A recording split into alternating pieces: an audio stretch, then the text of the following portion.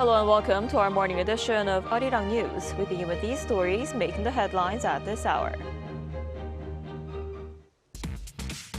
Iran has denied holding direct negotiations with the United States, saying it has no intention of doing so.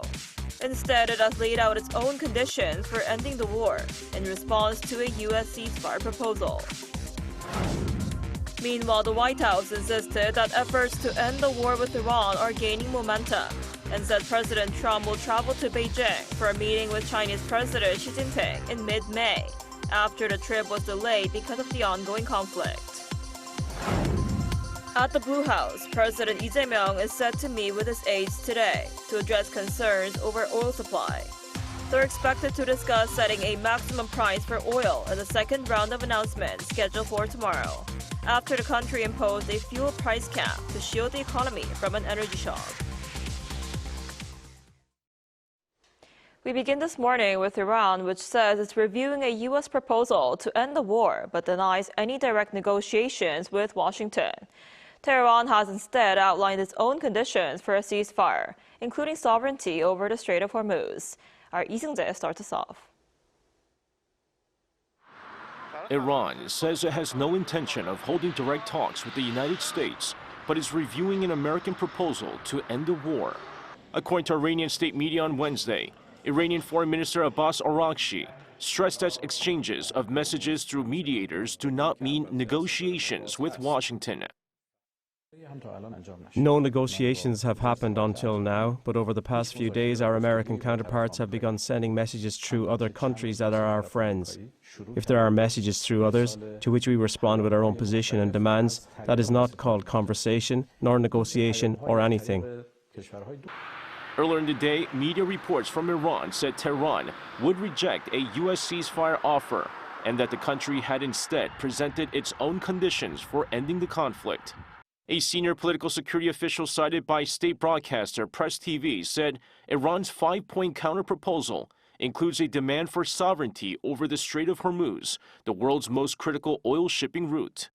Other conditions reportedly include a complete halt to what Iran calls aggression and assassinations, guarantees the war will not resume, clearly defined war reparations, and an end to fighting across all fronts involving regional resistance groups. However, the demand over the Strait of Hormuz could be a major sticking point. U.S. President Donald Trump earlier suggested the waterway could be jointly controlled by the U.S. and Iran's leadership, a proposal likely to face resistance. Meanwhile, the Associated Press reported that Iran has received a 15-point peace plan from Trump.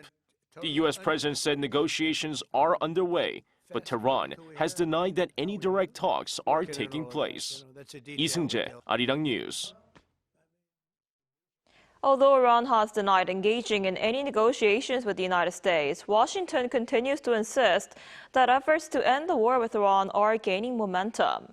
The White House says a long-awaited meeting between President Donald Trump and Chinese President Xi Jinping will take place in Beijing in mid-May, signaling that the conflict could end within weeks. Our Buniran has the details. White House Press Secretary Caroline Leavitt told reporters on Wednesday local time that negotiations are ongoing and productive, even though Tehran has yet to accept a U.S.-backed ceasefire framework. She declined to reveal specifics of the proposal or the talks, stressing their sensitivity, but acknowledged that some publicly reported details are inaccurate. What I will tell you is these talks are ongoing. We're not going to get into the nitty-gritty details that have been exchanged between the United States and Iran at this time. Despite Iran's public denials that negotiations are taking place, the White House insists that back-channel discussions are continuing. At the same time, Leavitt underscored that U.S. President Donald Trump is prepared to escalate if Iran refuses to compromise, warning that Tehran must recognize what she described as its weakened position after weeks of conflict. President Trump does not bluff, and he is prepared to unleash hell. Iran should not miscalculate again. According to the U.S. Central Command, the campaign has already hit more than 10,000 targets, dealing significant blows to Iran's military capabilities and sharply reducing its ability to carry out missile and naval attacks. On Capitol Hill, questions remain about the scope of presidential authority, after Leavitt said formal congressional approval is not currently required for ongoing operations, adding that the president wants to maintain options as the situation evolves. Uncertainty also surrounds Iran's leadership, with the White House saying it is too soon to say whether any emerging figures would be acceptable negotiating partners. Looking ahead, the administration is signaling that the conflict could be relatively short-lived. Leavitt reiterated a projected timeline of roughly 4 to 6 weeks, suggesting an end before Trump's rescheduled summit with Chinese President Xi Jinping in mid-May. The White House says that trip, delayed due to the conflict, is now back on the calendar, even as efforts to secure a ceasefire continue. Moon Hae-ryun, Arirang News.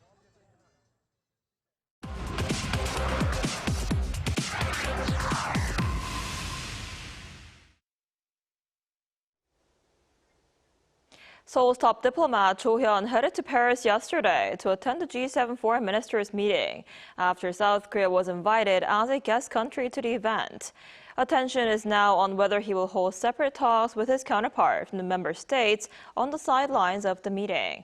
For more, we're joined today by Professor Andrew Miller, head of Department of International Relations at Hangwon National University. Professor Miller, thanks for coming on today. Good morning.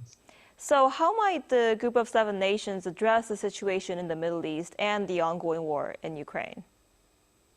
Right. So right now, the French are holding the presidency for 2026. There's going to be several meetings through this year. There'll be a leaders meeting in June. But for now, this week, it's going to be the foreign ministers. And this is really a very critical time because we have various different conflicts happening, various different issues around the world, which are really compounding other crises as well.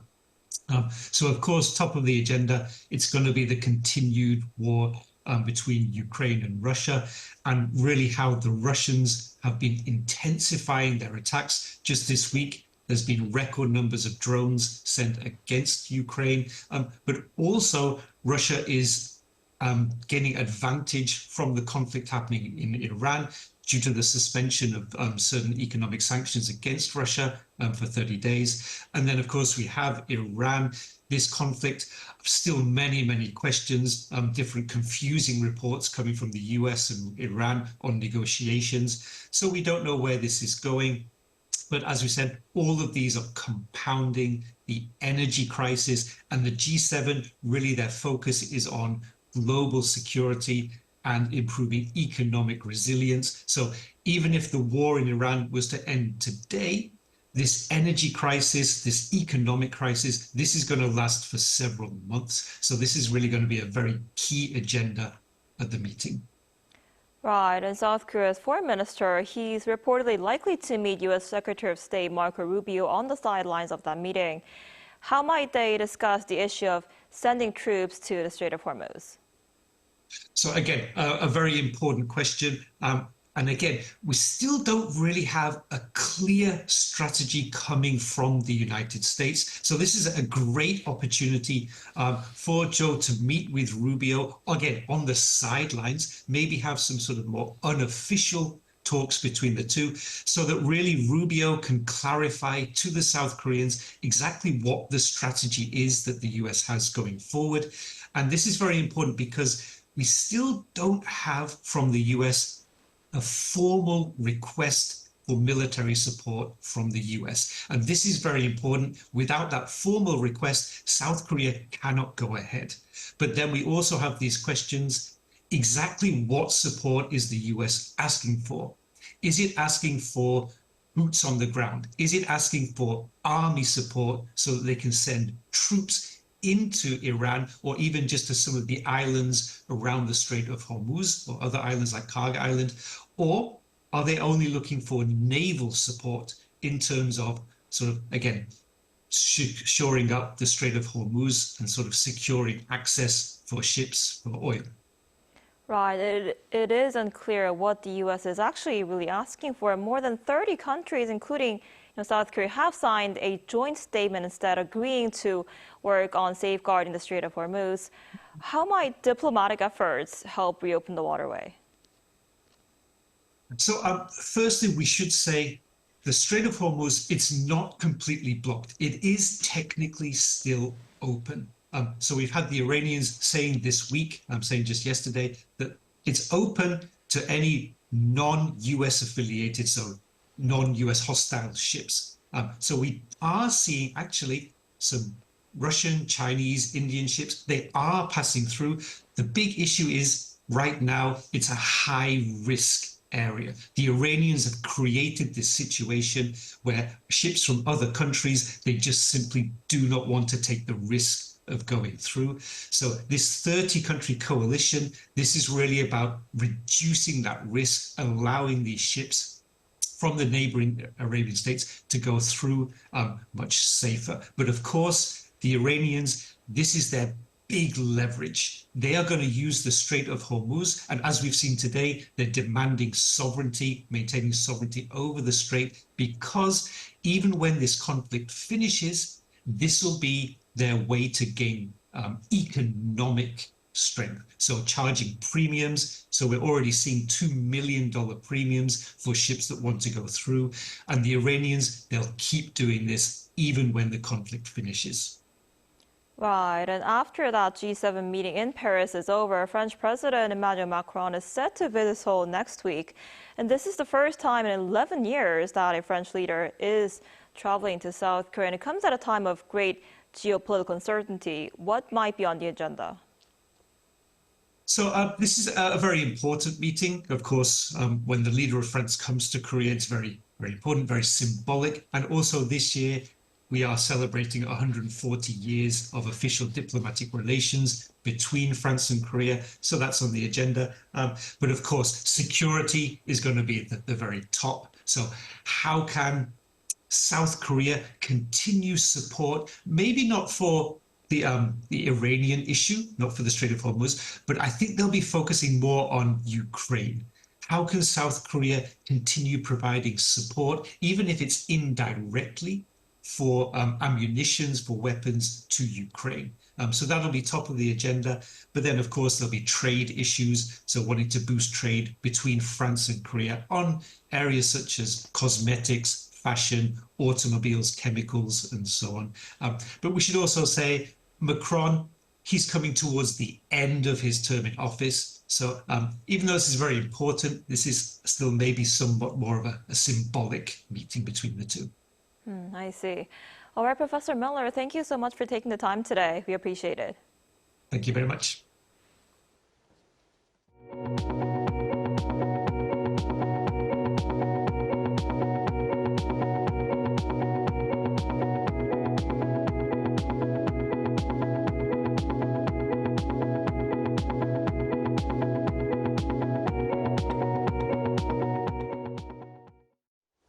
President Lee Jae-myung is presiding over an emergency economic meeting this morning to mitigate the impact of the Middle East war on the local economy. He is expected to discuss with officials about updating the fuel price cap, which is set to be announced tomorrow.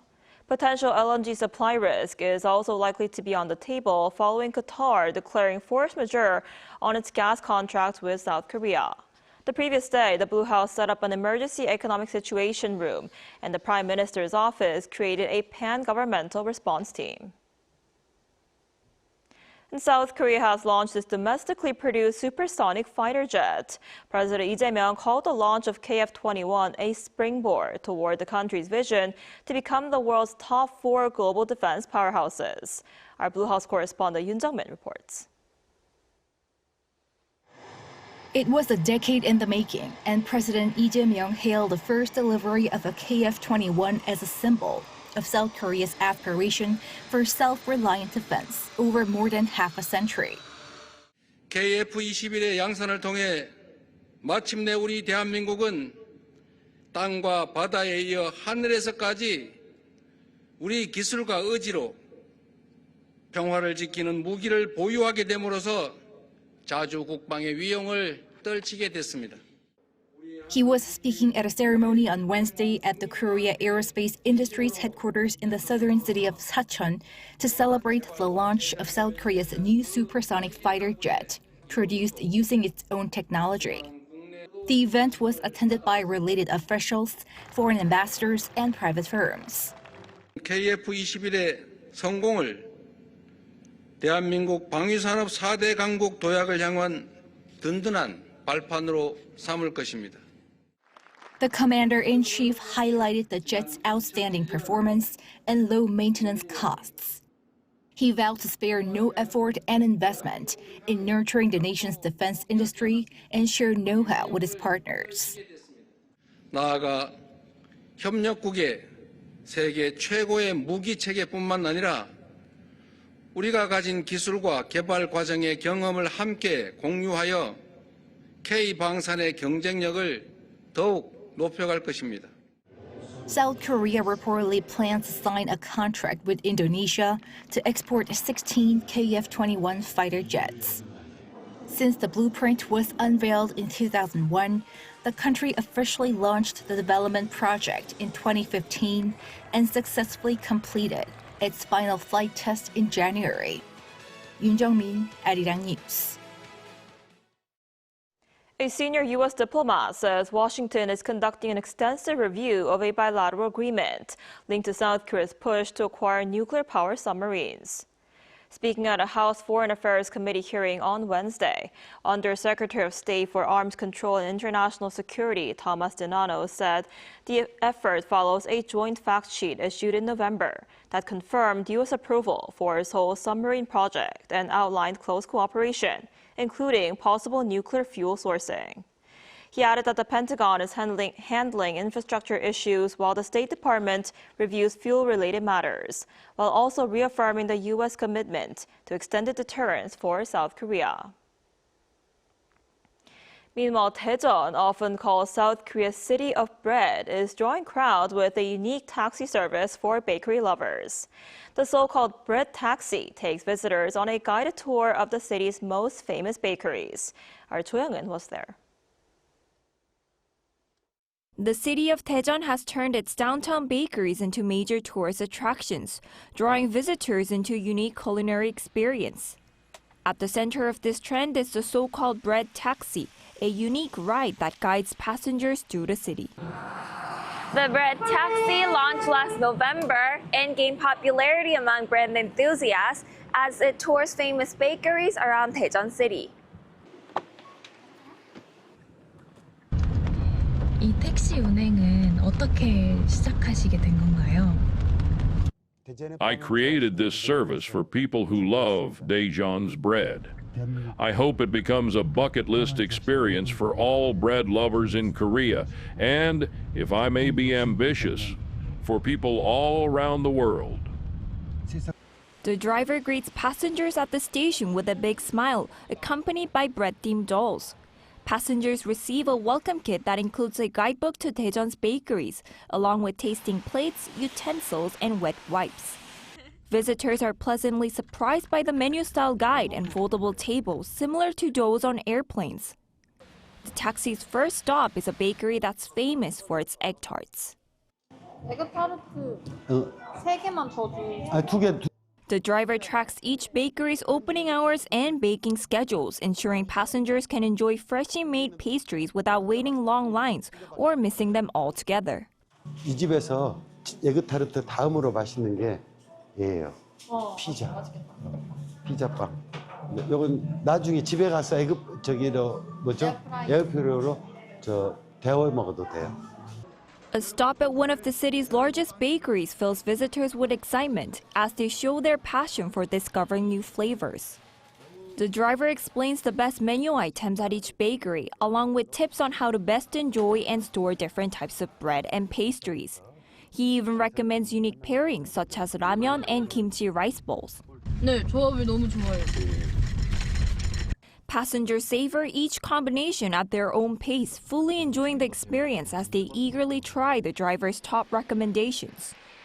Once I got on, the driver was so kind, it felt almost like being with family, so I could relax, enjoy the bread, and have a great time. As a city renowned for its rich bakery culture, Daejeon is attracting more and more visitors with these unique tourism experiences. Cho Young-eun, Arirang News, Daejeon.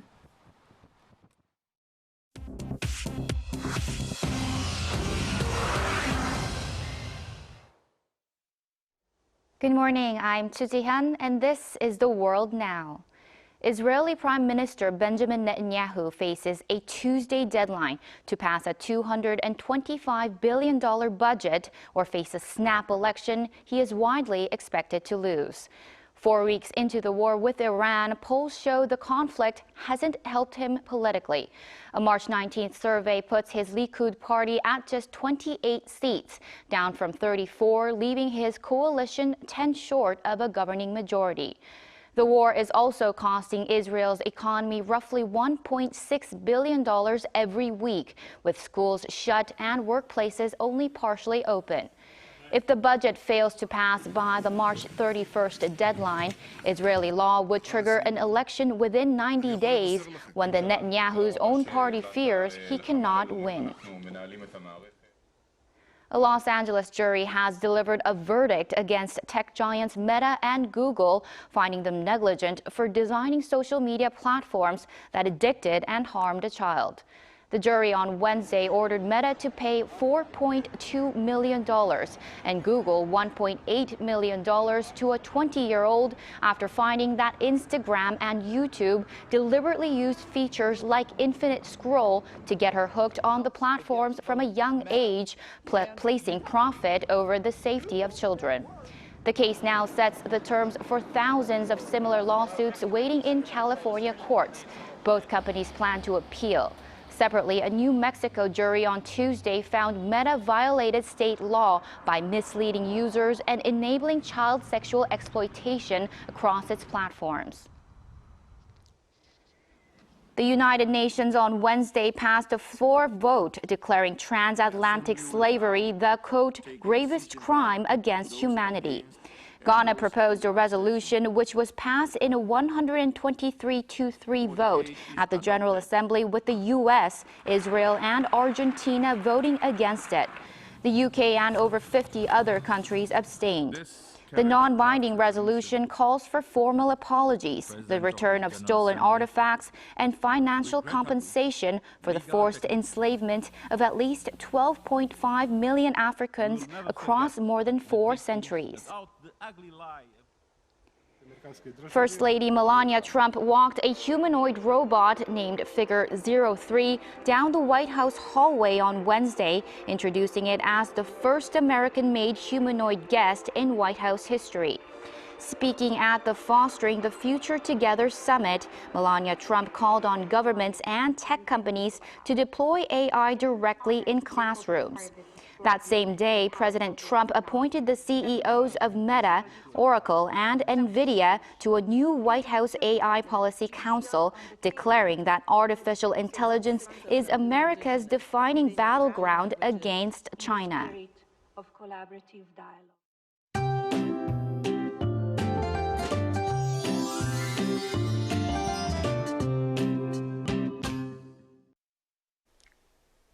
It's going to be another day that really feels like spring. Temperatures will rise well above average, with Seoul reaching around 20 degrees Celsius this afternoon, going up about 7 degrees higher than usual and staying that way through Sunday. But please beware of large temperature differences. In terms of air quality, the level will stay in the bad range in most regions. And when the level goes too high, make sure to wear a face mask. Meanwhile, continuous mild and dry conditions are raising the wildfire risk. A nationwide fire alert is currently at the caution level, so please be careful with anything that could start a fire. And this afternoon, most regions will see highs in the 20s. Seoul getting up to 20 degrees, Daegu topping out at 23 degrees Celsius under sunny skies nationwide. Now, warm and sunny skies stay with us through Saturday, then rain is expected early next Monday.